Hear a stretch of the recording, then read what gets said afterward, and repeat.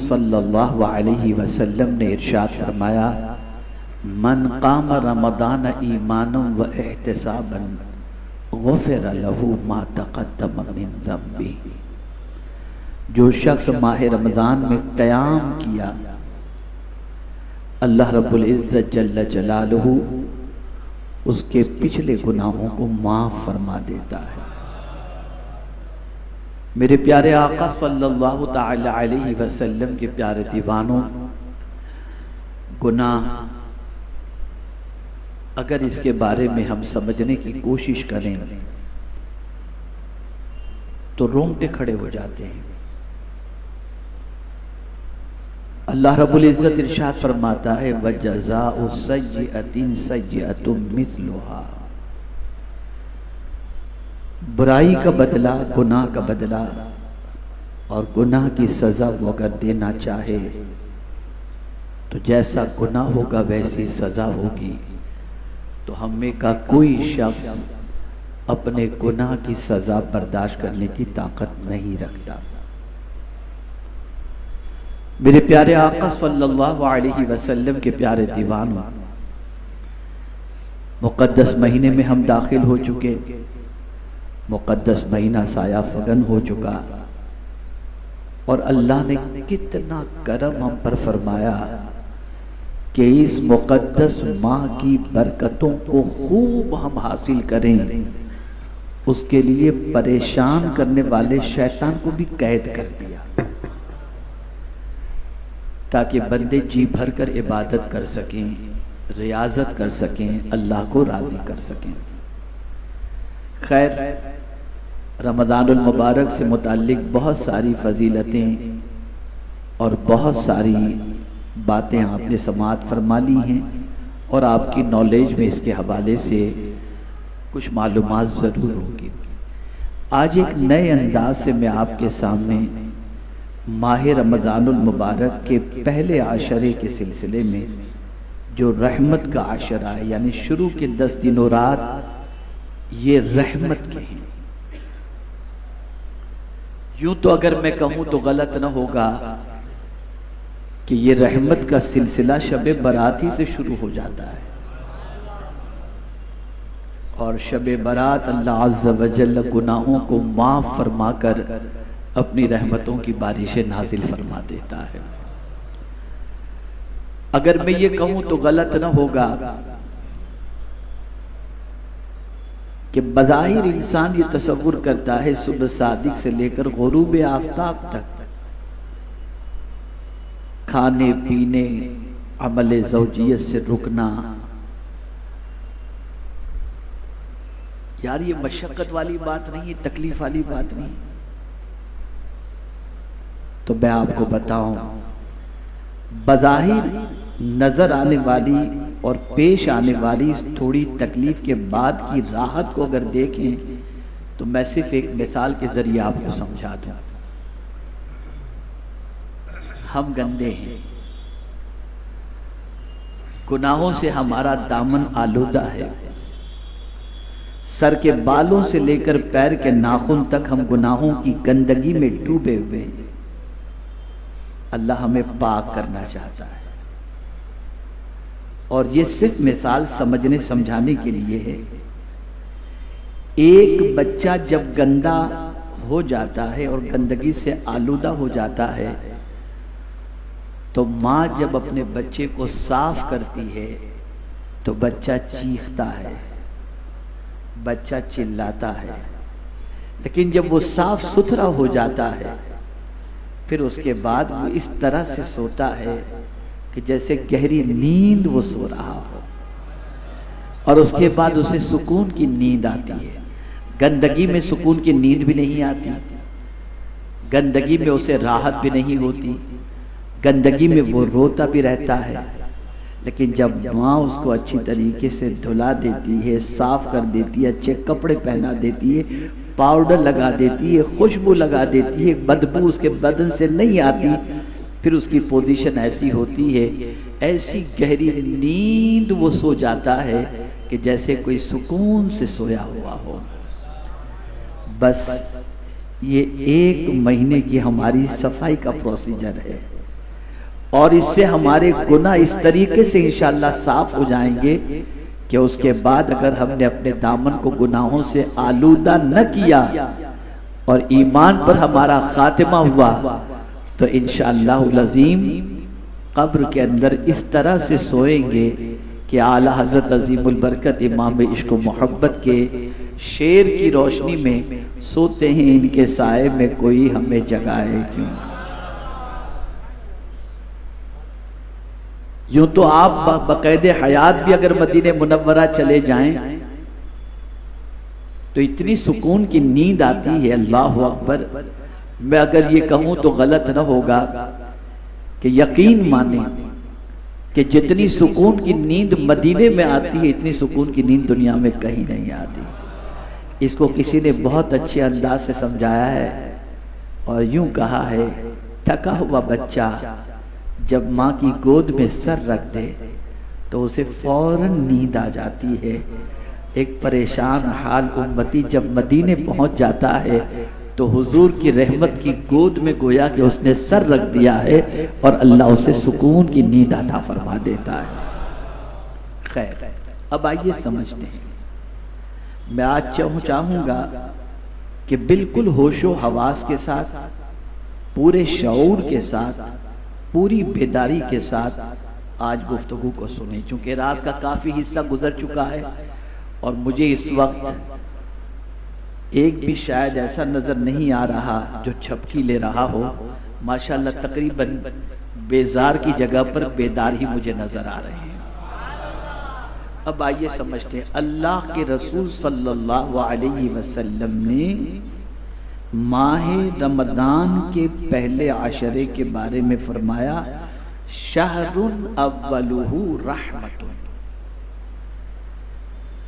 ماہ رمضان کا پہلا عشرہ رحمت کا عشرہ ہے. کیا مطلب؟ مطلب یہ ہے کہ اس ماہ مبارک کے پہلے عشرے میں اللہ کی رحمت کی موسلادھار بارش ہوتی ہے. رحمت کے دروازے کھول دیے جاتے ہیں.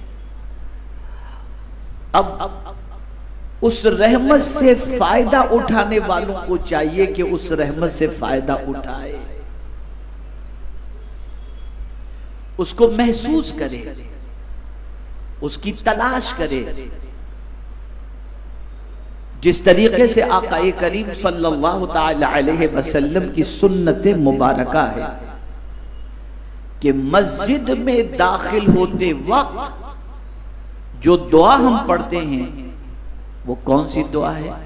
اللہم افتح لی, بولیے بولیے, ابواب رحمتک.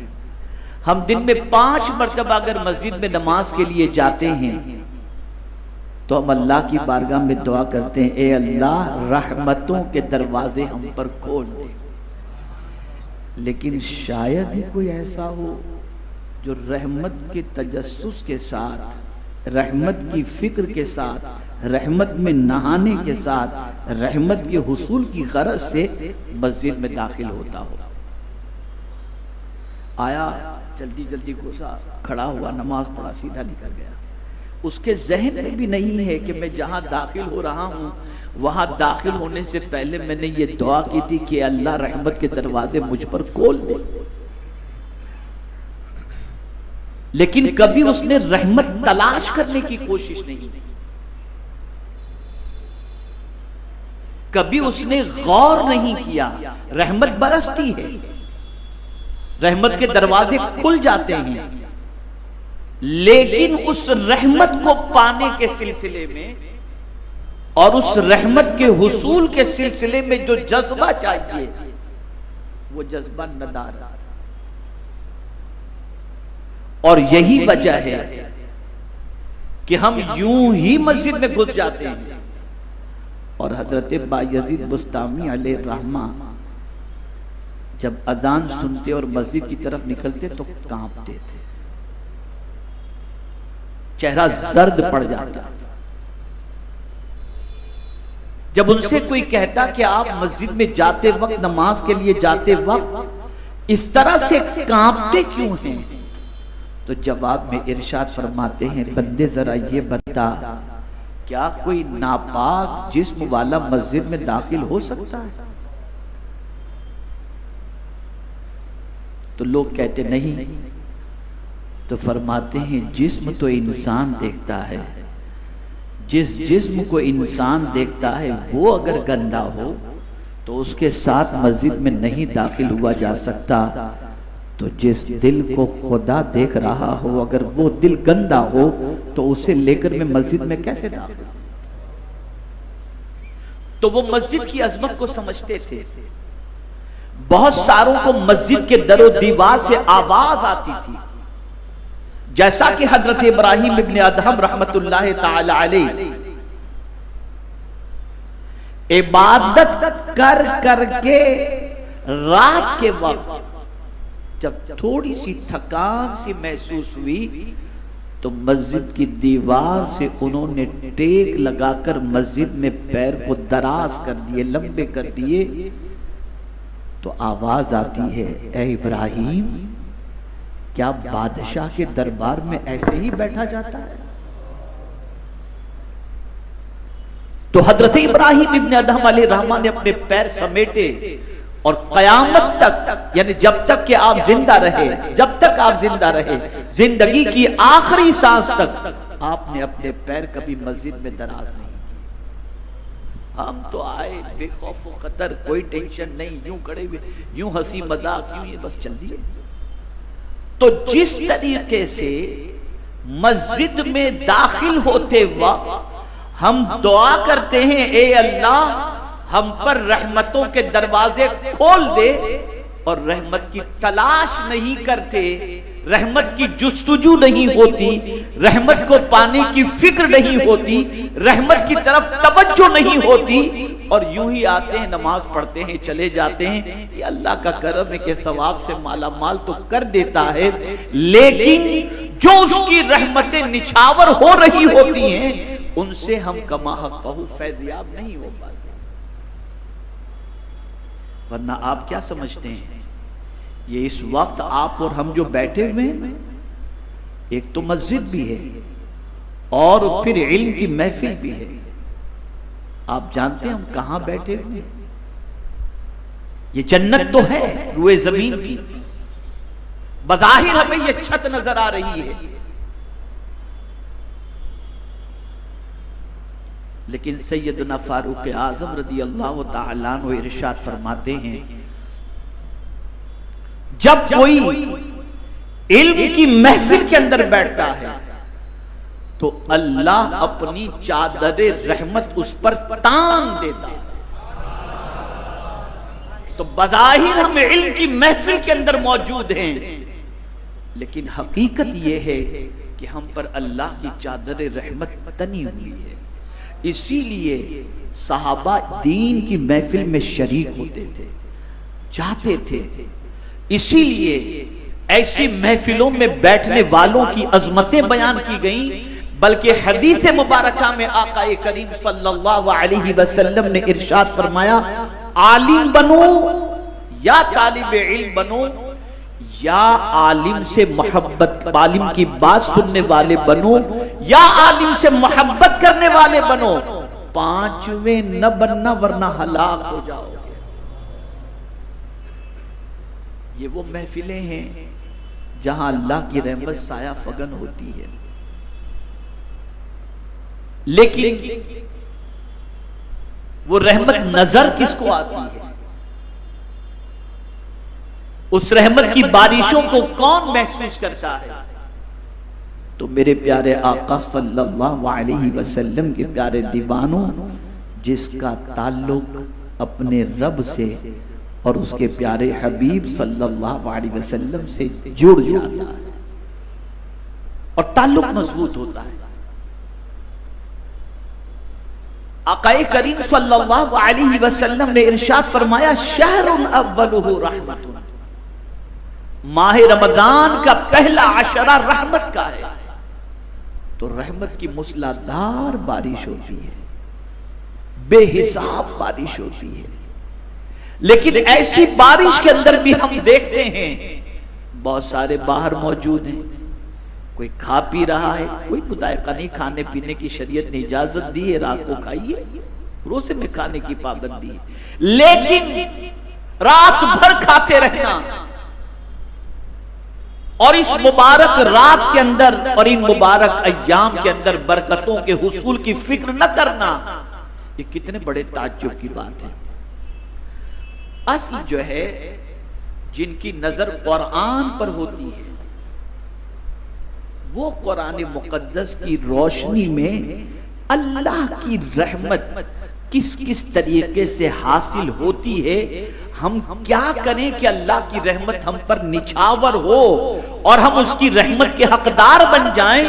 اس میں کوئی شک نہیں کہ ماہ رمضان کے پہلے عشرے میں اس کی رحمتوں کا نزول ہوتا ہے، لیکن پروردگار نے کچھ ایسے اعمال بتا دیے کہ اگر بندہ ان اعمال کا مرتکب ہو جائے تو گویا وہ رحمت کے سمندر کے اندر غوطہ لگا رہا ہو۔ خود جیسا کہ حدیث مبارکہ میں آقا کریم صلی اللہ علیہ وسلم نے فرمایا، جیسا کہ حضور صدر الشریعہ علیہ الرحمت والرضوان نے باہر شریعت میں یہ حدیث نقل فرمائی ہے کہ اگر کوئی شخص طواف کعبہ کرتے ہوئے تیسرا کلمہ پڑھے تو فرماتے ہیں گویا وہ رحمت کے سمندر میں چل رہا ہے۔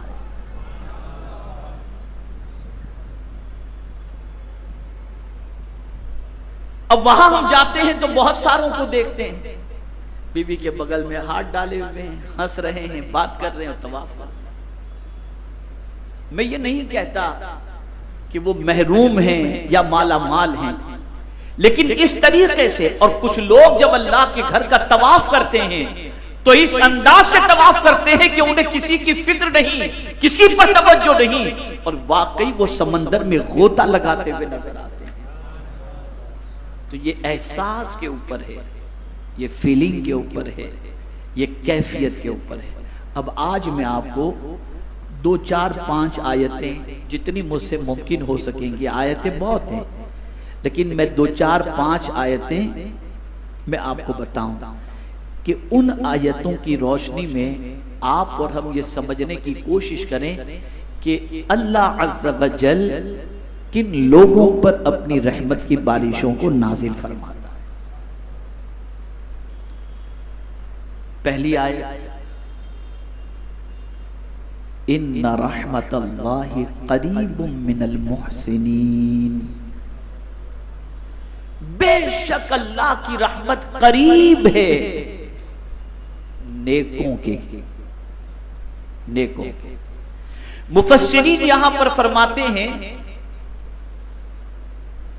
کہ یہاں مراد یہ بھی ہے کہ جو اللہ عز و جل سے مانگتا ہے، دعا کرتا ہے، التجا کرتا ہے، گریوزاری کرتا ہے، سوال کرتا ہے، تو اللہ اسے تسلی دے رہا ہے کہ میرے بندے غم نہ کر، تو مانگ رہا ہے تو فکر نہ کر، اللہ کی رحمت تو نیکوں کے قریب ہے، تو مانگتا جا، تجھے رحمت سے مالا مال کر دیا جائے گا۔ نیکی کرو، اللہ کی رحمت کے حقدار بن جاؤ،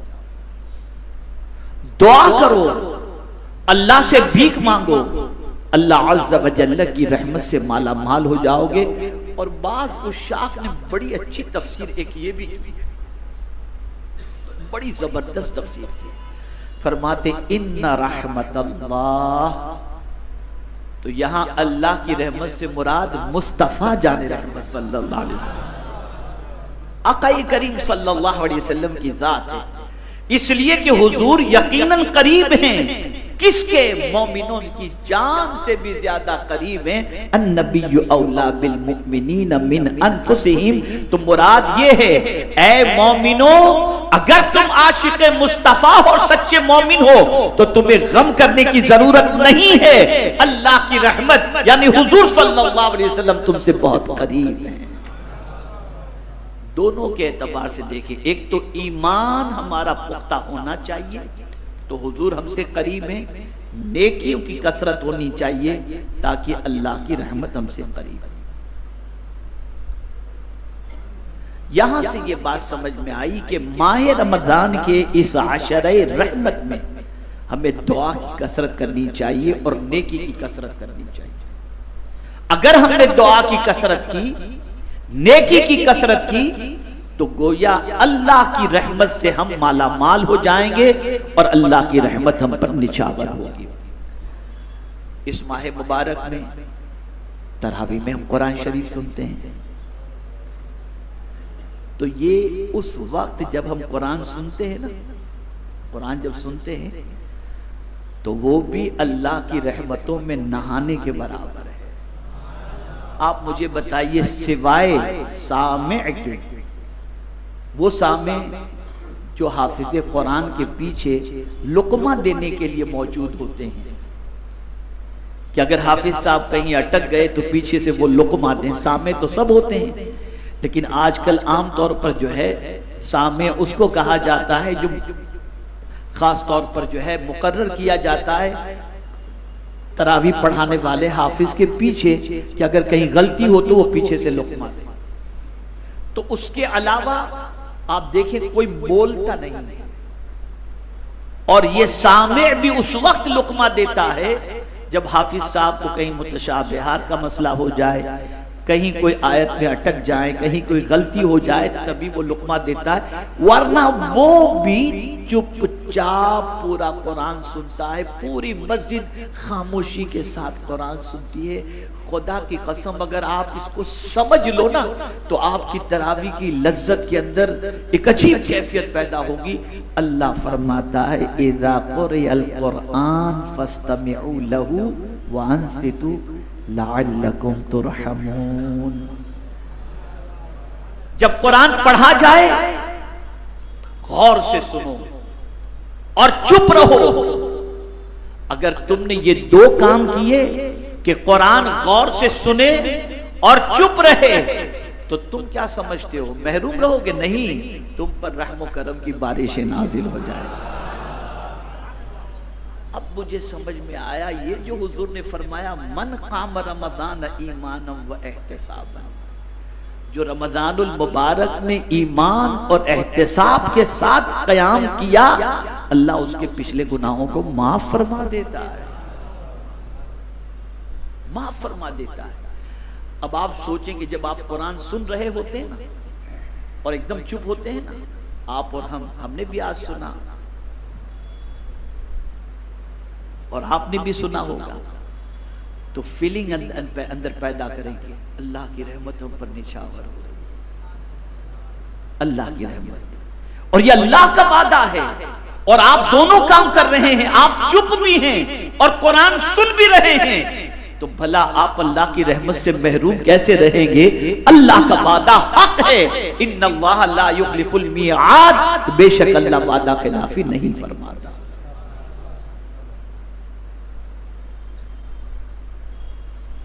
ایک مرتبہ درود شریف پڑھ لیں. اللہم صلی علی سیدنا و مولانا محمد معدن الجود والکرم والی و صحابی و بارک وسلم. اب آئیے اور تھوڑا سا آگے بڑھتے ہیں. اگر کوئی شخص ماہ رمضان کے علاوہ بھی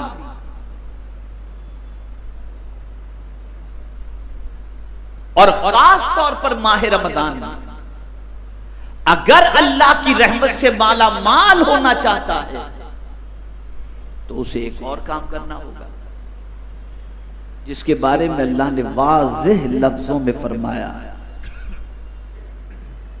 دو کام کرو. اگر تم یہ دو کام کرو گے، رحمت کا سوال کرو یا نہ کرو، میری رحمت تم پر نچھاور ہو جائے گی. وہ کون سے دو کام ہیں؟ اطیعوا اللہ و اطیعوا الرسول لعلکم ترحمون. اللہ کی اطاعت کرو اور اس کے رسول صلی اللہ علیہ وسلم کی اطاعت کرو تاکہ رحم کیے جاؤ، تم پر رحم و کرم کی بارشیں نازل ہوں. آپ دیکھیں ماہ رمضان المبارک کے اندر جس کو اللہ کی رحمت کی لذت نصیب خاص طور پر ہوتی ہے، وہ اپنی زبان کی بھی حفاظت کرتے ہیں، اپنی نگاہ کی بھی حفاظت کرتے ہیں، اپنے خیالات کے بارے میں بھی غور کرتے ہیں اور کھانے پینے کے معاملے کے اندر بھی اللہ کے قانون کو پیش نظر رکھتے ہیں. ہر اعتبار سے اللہ عز و جل اور اس کے رسول صلی اللہ علیہ وسلم کی اطاعت کو پیش نظر رکھتے ہیں. اور جب ان ساری چیزوں کو پیش نظر رکھتے ہیں تو اللہ تعالی اس اطاعت کی بنیاد پر ان پر رحم و کرم کی بارشیں نازل فرماتا ہے. اب اس کو آپ سمجھیں.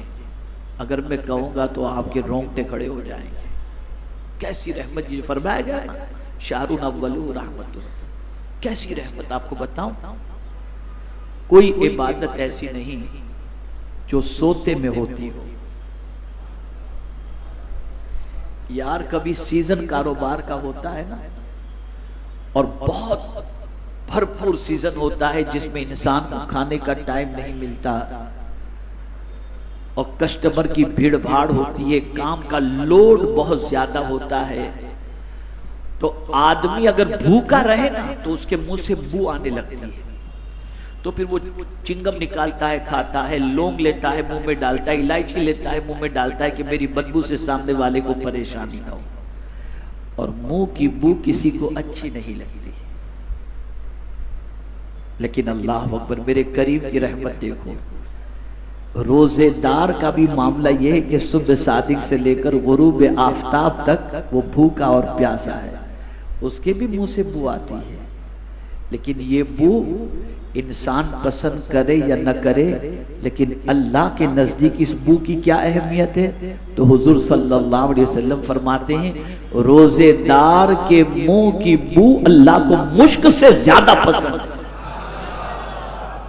اور اسی کے ساتھ ساتھ روزے دار سویا بھی رہتا ہے. اللہ کی رحمت دیکھیے, روزے دار سویا بھی رہتا ہے تب بھی اس کے نام اعمال میں نیکیاں لکھی جاتی ہیں.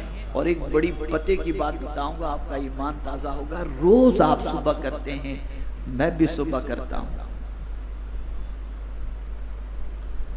پتہ نہیں ہم سب کی صبح کس طریقے کی ہوتی ہے, لیکن اے ماہ رمضان تیری عظمتوں پر قربان کہ ہم سب کی صبح ماہ رمضان کی اللہ کی بندگی کے ساتھ ہوتی ہے.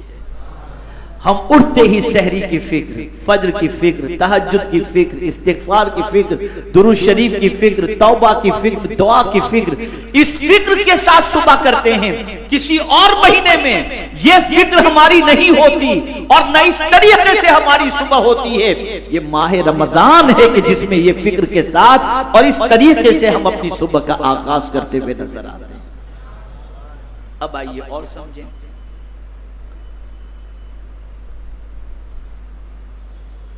اس ماہ مبارک کے پہلے عشرے میں خاص طور پر ایک دعا کرنی چاہیے, اور وہ دعا کون سی ہے؟ رب اغفر وارحم وانت خیر الراحمین. اے ہمارے رب بخش دے, رحم فرما, اور سارے رحم فرمانے والوں میں تو سب سے زیادہ رحم فرمانے والا ہے. اب اگر کوئی شخص یہ دعا کرتا ہے, اللہ کی بارگاہ کے اندر رحمت کی طلب کرتا ہے, رحمت کی بھیک مانگتا ہے, تو میرا پروردگار اس رحمت کی بھیک مانگنے والے کو اپنی رحمت سے اس طرح سے مالا مال فرما دیتا ہے کہ رب قدیر جل جلالہ اس بندے کے لیے بخشش کا پروانہ عطا فرما.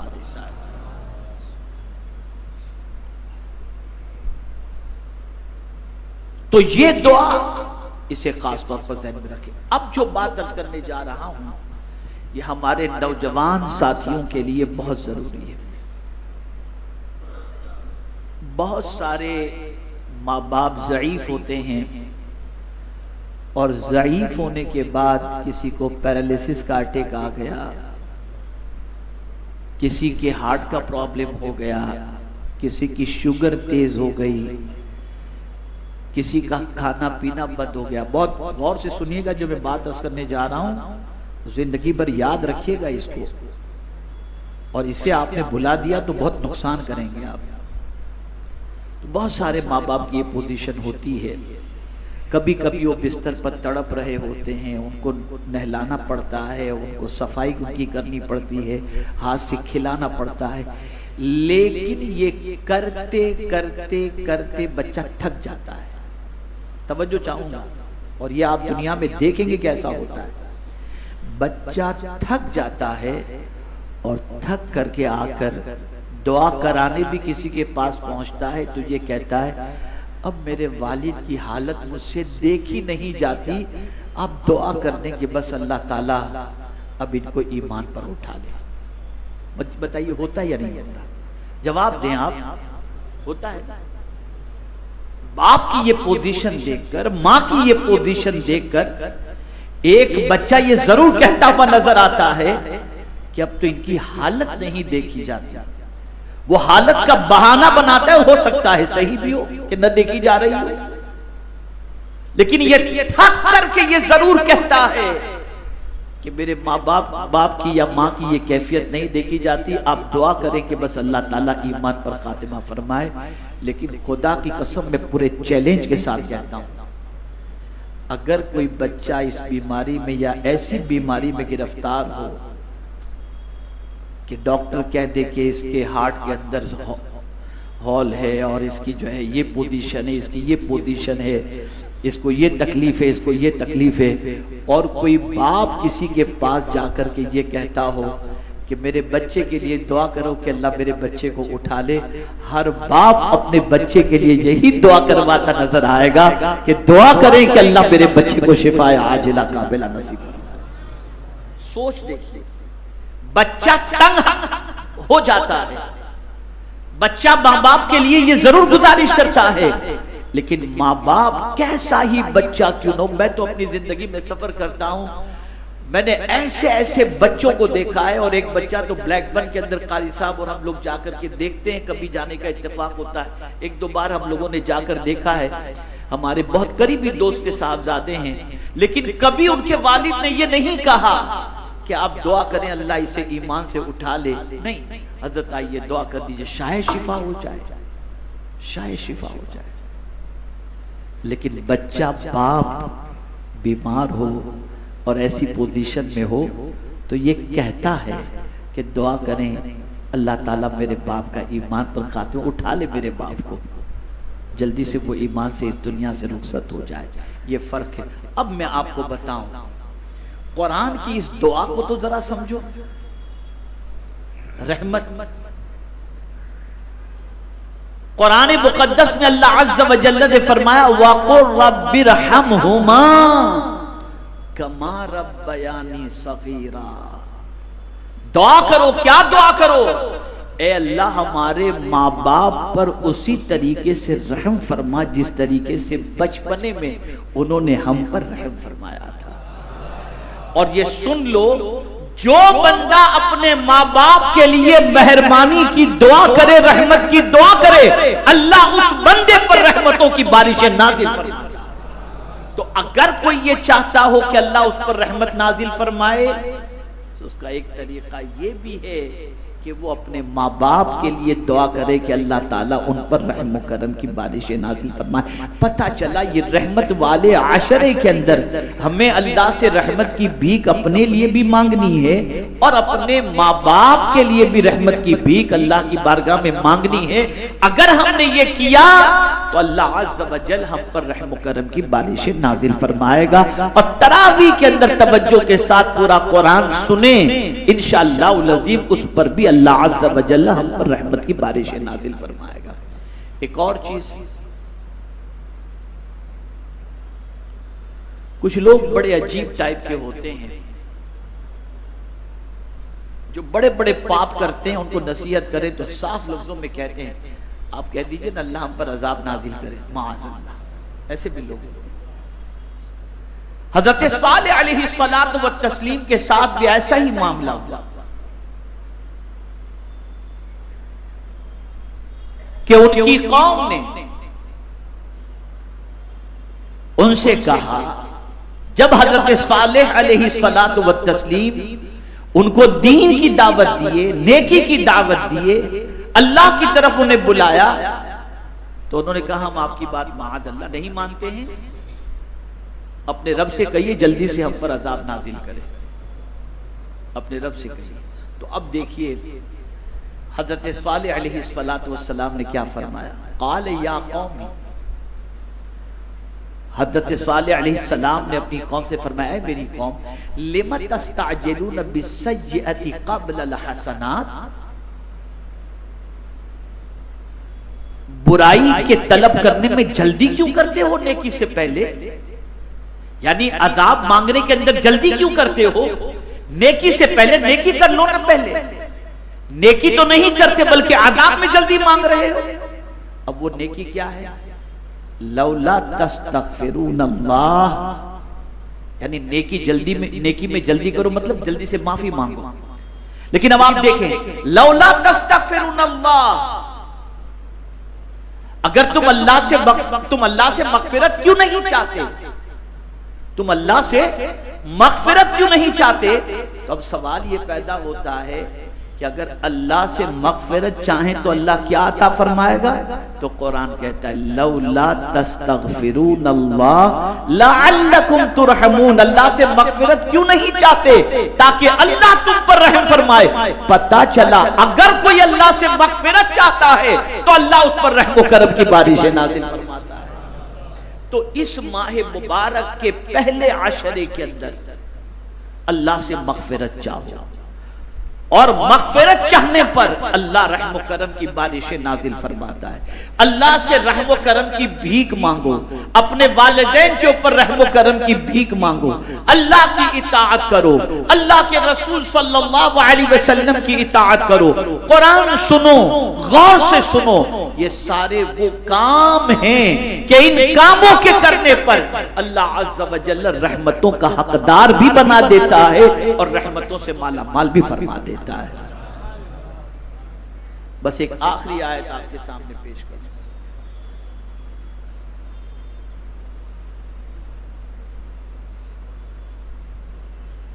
وہ بھی رحم و کرم سے متعلق ہے۔ وَهَذَا كِتَابٌ أَنزَلْنَاهُ مُبَارَكٌ فَاتَّبِعُوهُ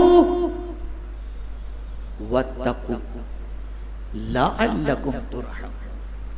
اللہ فرماتا ہے یہ کتاب، اس کو ہم نے نازل کی، یہ برکت والی کتاب ہے، اس کی پیروی کرو اور اللہ سے ڈرو۔ جب اس کی پیروی کرو گے اور اللہ سے ڈرو گے تو پھر ہوگا یہ کہ اللہ تم پر رحم و کرم کی بارشیں نازل فرما دے گا۔ تو میرے پیارے آقا صلی اللہ تعالی علیہ وسلم کے پیارے دیوانوں، ہمیں یہ سارے کام کرنے ہیں جس کی وجہ سے اللہ کی رحمتوں کو ہم حاصل بھی کر سکیں۔ یوں تو اللہ کی رحمتیں ہم پر نچھاور ہو رہی ہیں، کیا گنہگار و پرہیزگار ہر ایک کے اوپر اللہ کی رحمتیں نچھاور ہو رہی ہیں، لیکن محسوس وہی کرتا ہے جس کے اندر احساس ہوتا ہے اور جس کا لگاؤ اپنے رب اور اس کے حبیب صلی اللہ علیہ وسلم سے بے پناہ ہوتا ہے۔ اور اس کی دلیل کے طور پر میرے آقا صلی اللہ علیہ وسلم کی ایک حدیث شریف آپ کی سماعتوں کے حوالے کر لوں، جس سے آپ محسوس کر سکیں گے کہ یہ ماہ رمضان کتنی برکت والا مہینہ ہے۔ آقا کریم صلی اللہ علیہ وسلم فرماتے ہیں اگر تمہیں معلوم ہو جائے، بیٹھ جاؤ ایک مرتبہ درود شریف پڑھیں، اللہم صلی علی سیدنا و مولانا محمد معدن الجود والکرم والی و صحابی و بارک وسلم۔ اگر تمہیں معلوم ہو جائے کہ ماہ رمضان کتنی برکت والا مہینہ ہے تو تم تمنا کرو گے کہ 6 مہینے رمضان رہے۔ اور یہاں کیا حال ہے؟ یار اب تو 1 مہینہ بھوکا رہنا پڑے گا، جلدی سے رخصت ہو تو کھائیں پیئیں الا ماشاءاللہ۔